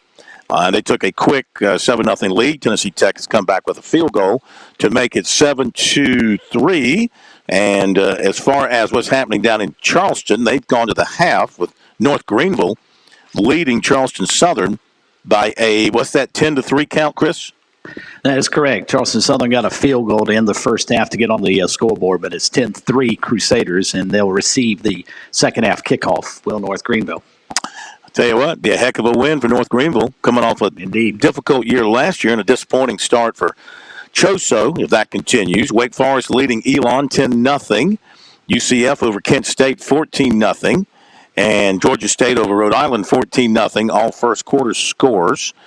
And NC State and UConn just underway. They are scoreless up at UConn. Florida and Utah kicking off 8 o'clock. Utah is a 6-point favorite in that one. And a chance for Billy Napier to kind of quiet some of the critics who've been on him. Pundits and media not feeling all that strong about the Gators going into this season, primarily because of their quarterback situation. How good will they be at quarterback? They do have ETN back at running back, and he is a tremendous weapon. So now we'll see what evolves over the course of the season. All right, so it is, let's see, at this time, we are ready. Okay, it is time to bring back the Sports Talk for another exciting season of personal commentary. Will and the Thrill. Will Merritt, the former Clemson offensive lineman, and Carl Hill, the former Gamecock defensive end, sharing their thoughts on their respective teams throughout the season. It's a pleasure to have them with us once again here on Sports Talk. I tossed a coin, and it came up heads, which means we say hello first to the Thrill. Carl, the Thrill Hill, how the heck are you? I'm doing very well, babe. I'm looking forward to this football season. We're going to have some fun down here in the cockpit. I hear you. And Will, how are you, sir? Welcome back. Yes, sir. And I'm just so happy to be back with you guys. Great to have you with us. All right, Carl, why are you so excited about this upcoming season for the Gamecocks? It's just a process, man. When I told you guys last year that we could have a pretty decent season, which turned out to be number 3 in the East, which I kind of thought we would be. This year, I feel like there's a progression going on. I think right now, I think we can get behind Georgia. And I just like where we are. I like our football team. I like our quarterback. I think we have one of the best quarterbacks in this league. If not the second best quarterback in this league. I think outside of this weekend, he's the best player, best quarterback on the field every ball game we play, with the exception of this weekend. He's probably going to outplay May this weekend. So I like our offense, and I especially like our defense. We've stuck at linebackers for 2 years under Shane. You can't stop the run if you don't have good linebackers play. We got some studs at linebacker now. Our defense is going to be extremely well this year, and that's what I'm looking forward to. We're going to stop some folks this year. Will, it sounds like Carl's preparing to go undefeated this season. Well, Carl's delusional is what he is. I mean, there is no possible way they're going to go undefeated, and there's no possible way that they're not going to get at least 5 losses. Oh boy. That means they're only 7-5. That's only 7 wins. Yeah. Well, I mean, that's what I'm predicting. All right, let's look at the Tigers opening up at Duke. Now, you guys, used to look at Duke like mincemeat, but no more. This is a pretty respectable Duke team you'll be facing on Monday night. How do you feel about the Tigers going into the season? I mean, Duke is a very respectable program right now. And Phil, you've been to that place. You have to walk 1.5 miles to get to the field. Mm-hmm. It's called home field advantage. Yeah, and they grow the grass green. I mean. Go ahead. No. The grass is like knee high. Yeah. And so I mean you have to play, and it's unbelievable what they ask you to play in. He's not making excuses already, is he? Are you setting yourself up for defeat right off the bat, Will? Well, what I'm saying is, it's a hard place to play. Well, I agree with you. The setup is less than perfect for the visiting team, having to walk to this locker room, so to speak, all the way across a practice field, coming and going. And, Dabo Swinney's already spoken about it. This first time these teams have played since 2018, so he hasn't had the experience for a little while. Did Dabo speak about it?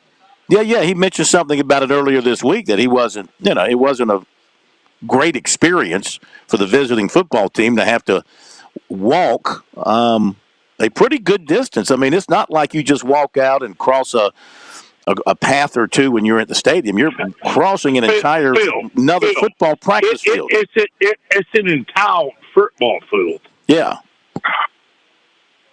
Yeah, I understand. Carl, let me ask you about your feelings on the game. People are concerned about the Gamecocks tackles, okay? The fact they've got 3 transfers starting on the offensive line, probably. Is that a concern? And that they've had to convert a former quarterback wide receiver to running back to find a starting running back, to have a starting running back. People are concerned about that. And I understand why people are a little bit concerned about our offensive line. We hadn't had a good offensive. They hadn't played well since Shane's been here. But a lot of it also has to do with what the signal caller, the offensive coordinator, what plays you're running. I think last year, Mr. Rattler, God bless his soul, he had a hard time dealing with our offensive coordinator. The guy almost ruined Spencer. This year, with a better understanding of Spencer, has somebody right now when the game starts, understands how to call a game play, understand how to put guys in position, understand how to create a running game. You can't run it up the middle. 65 is what we did last year. 65% of the time we ran the ball, we ran an inside zone. You can't have success, so the offensive line can't be good. I think we're going to take the ball outside, spread the ball out a little bit to make teams don't. You can just line up last year and just go and get us because we were so predictable. I don't think this year's team going to be as predictable as last year's team. And heck, some of our young offensive linemen, they beat out some old guys, and ain't nothing wrong with that as long as you ain't got freshmen be behind freshmen. If freshmen beating out good big guys, old guys, seniors, that's good for the freshmen. I did it. When I played, I had a senior backing me up as a freshman.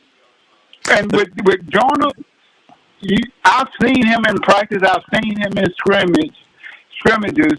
I think we're going to be just fine. And with the young kid, too. But at running back, that's the least of my concerns. As long as he stays healthy, that's the least. We're going to have our running game is going to be good. If it's not good, it's not going to be because of Jordan. Okay.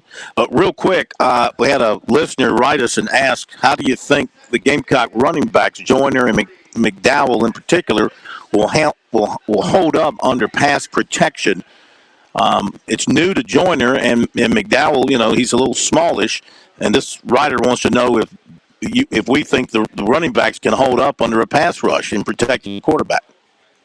Joyner can. McDowell, again, he's a small guy, so you're not going to put him in a position where he's got to do that. The young freshman running back we have, he's got capabilities of blocking. He's a good blocker, and I think he's going to get some playing time. I think it's going to be more than a two-back set. You just got to ask the little guy to block. So, therefore, and again, too, not like last year, you're not going to always be in second and long and third and long and then throwing deep routes to make backs have to hold those guys that long. You can bump a guy and go and throw a quick route. We didn't do a lot of that last year, and I think we're going to do that to spread the ball around.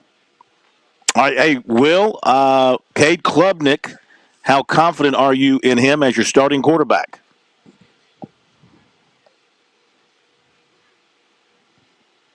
Did we lose our line with Will?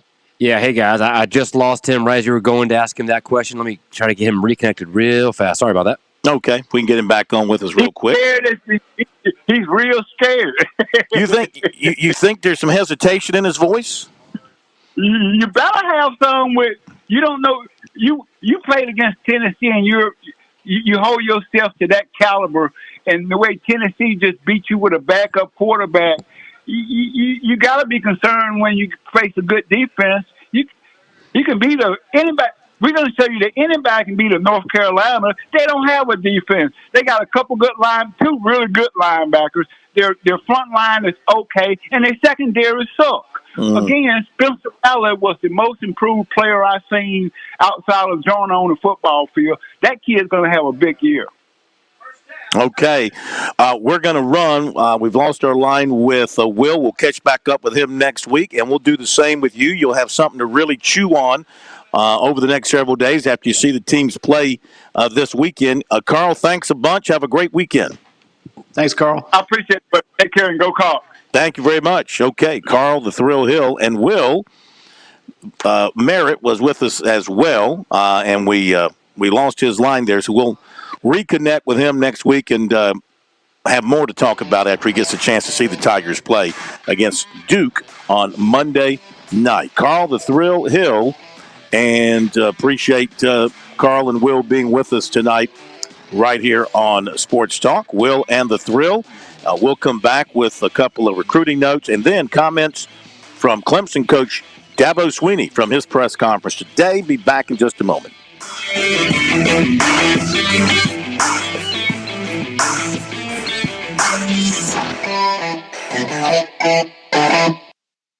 Investing can be like a puzzle. There's so many pieces to consider, and it can be hard to know where to start. But with the right guidance, you can put the pieces together to create a winning strategy. That's where Founders Investment Services come in. Our team of financial advisors can help you navigate the complexities of investing and create a personalized plan that fits your goals and risk tolerance. We'll work with you to identify the pieces of your puzzle and how they fit into your financial future. Call 866-739-7064 or visit foundersfcuinvestments.com to learn more about how we can help you take the first step towards reaching your financial goals. Securities offered through LPL Financial.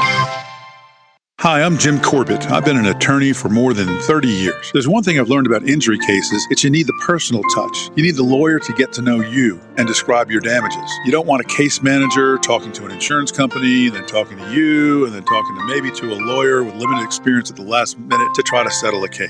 I talk to you. I find out what your case is about. Jim at JimCorbettAttorney.com. Jim at JimCorbettAttorney.com for your injury cases.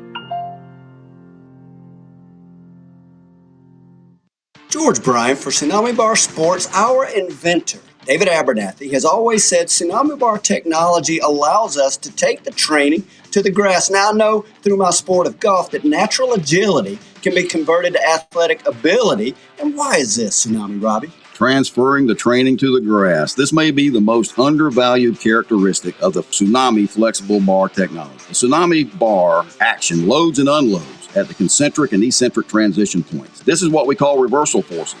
And the Tsunami bar is the only bar and training device that I know of that can train these reversal forces adequately at speed. Hey, this is Phil Kornbluth. The Tsunami Bar is a terrific training device, whether you're working on your fitness or your golf game. It's convenient, it's easy to use, and you won't feel beat up afterwards. Be sure to click on the digital ad on SportsTalkSC.com and get 5% off any order using promo code BBB5. Don't wait. Order today. You've put in the work for your education. The extra early, extra late, extra work. That's because you understand education opens doors to better pay, better opportunities, and a better you. Being educated about playing the lottery is no different. It helps you be a better player, one who knows when to play and when to take a rain check. The lottery's a game, so let's keep it fun. Learn more at SCEducationLottery.com/betteryou. South Carolinians, this message is for you, whether you or a loved one are about to receive Medicare or want to improve your current Medicare situation. Brian Spencer of Palmetto Medicare is the guy for you. This is Mike Morgan, and I've known Brian for over 20 years. He started Palmetto Medicare in 2005, and here's what I can tell you about Brian. He's not the best-looking guy in the world. He's not a poet. He's not a very good golfer. He can't sing at all, not even in the shower. All of this is true. But here's what else I can tell you about Brian Spencer. There's no one I would trust more with that all-important decision of who will handle your Medicare benefits. Palmetto Medicare is local, specific, and native to the Palmetto State. Any and all plans in South Carolina are available through Palmetto Medicare, and they offer a free annual Medicare and prescription review. So with that in mind, there's just one phone call to make, 803-960-9484, 803-960-9484. Let Brian Spencer do the one thing he is good at, helping people with all their Medicare needs. Summer weather has arrived in South Carolina, and you know what that means. Sweet, tasty South Carolina peaches are hitting shelves near you. Most people tend to think of Georgia as the peach state, but South Carolina is the East Coast's top producing peach state, so we know a thing or two about a great tasting peach. The next time you're in the grocery store or local farmer's market, keep an eye out for those sweet, tasty certified SC peaches. Discover more about the tastier peach state at scpeach.org.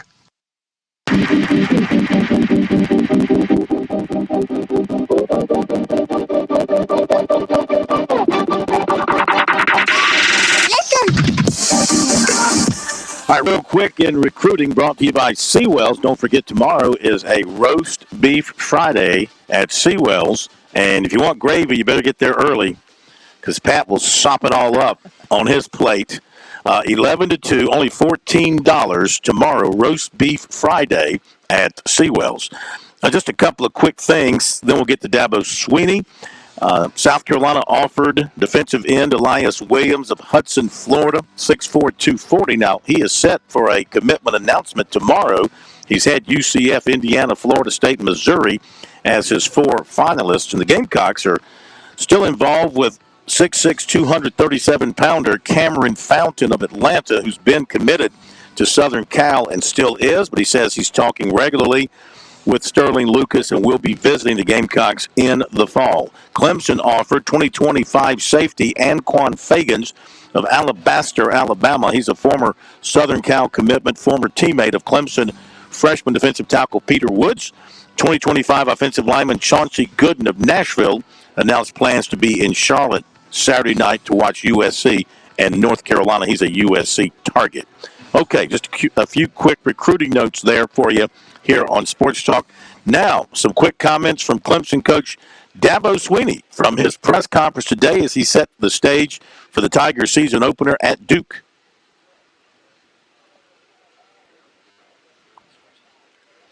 All right, we'll get to that in just a second, as soon as the computer cooperates with us and gives us an opportunity to play the comments of the Clemson head coach. There we go. Let's go to Dabo Swinney. I'm just excited to see us play. That's the biggest thing. You know, I'm excited to see us go play somebody, see where we're at, and listen. This is, Duke is it's a really good football team, coming off a great year. Got a ton of respect for Coach Elko. It's an incredibly well coached team, and a tough opener. And those of you who've been around here, y'all heard me say many times. I mean, openers are probably the hardest game. I don't really care who you play.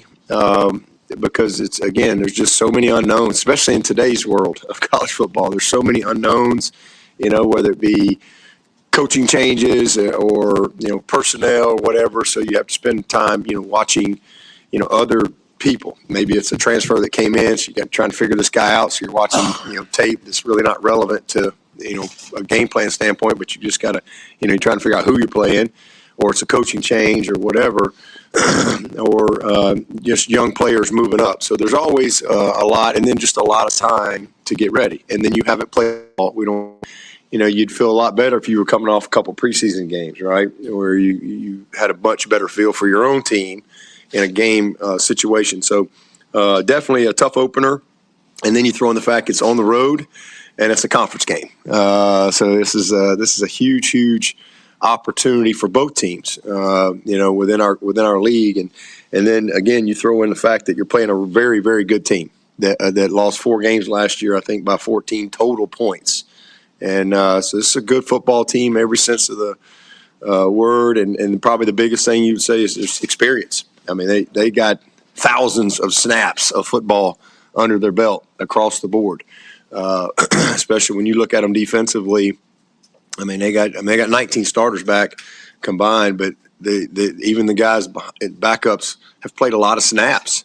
So this is an incredibly experienced team, and we're an experienced team. So it's 2 really experienced teams going at it in a conference game on the road, Monday night, Labor Day, different kind of routine and schedule. So it's going to be a lot of fun to be a part of it. And again, just looking forward to seeing us open this thing up. And we really have one goal. That's to win the opener. Always has been. I guess this is my 15th year now. And we've not had a championship team that didn't win the opener, so it's an important game. And if you look at the history of Clemson, I think there's 27 conference championship teams here. And I think it's like 24-2-1. Those championship teams, they won the opener. So it's a big game. That's why it's a goal of its own. You don't win the world title or lose the world title in one game, but it's a very, very important goal for us, and always has been. And so excited to see us go compete. You've gone against Coach Alco's defenses going back to his time at Texas A&M and Wake before that. Just year 2 for him, so he's still getting his personnel and all that. But what are some common characteristics of his defenses in the past? Rarely beat themselves. I mean, when you watch, you just keep watching the tape. Rarely is somebody out of position. They rarely give up a big play bust, where somebody's just absolutely, you know it when you see it, right? Sometimes everybody make plays. Football's football, but rarely do they beat themselves. Very, very smart, very well coached. Their eyes are always where they need to be, and just a fundamentally sound group. Always has been. And I think if you really look at his track record and his background, even before Wake, that characteristic has always shown up. A new coordinator was with him at Wake and came over from A&M as well. But just a defense that plays hard, plays smart, and you have to finish against this group. You got to put drives together, and you have to finish, and then they take the ball away at an alarmingly high rate. They led the nation last year in fumble recoveries and second in turnover margin. So they did a good job of taking care of the ball on offense, and they did an amazing job of creating turnovers. So, again, I think a lot of that is coached. They do a really, really good job, and they buy into it. And, again, they use their personnel in a very, very good way. And you get in some third and longs on these guys, you'll see some exotic type stuff. So, well coached group.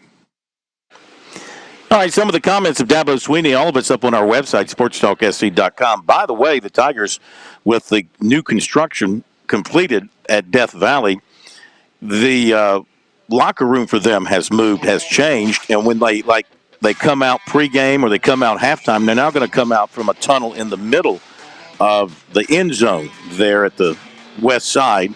Of course, they'll still come down the hill before the game. Right. Yeah. Just thought I'd share that with you. Furman scored again. They're up 14-3 in the second quarter. Have a safe trip, Bergie. Talk to you from L.A. Thank tomorrow. you, sir. And Hope everybody, so. Hope so. Everybody have a great night. Thank you, Pat. See you tomorrow.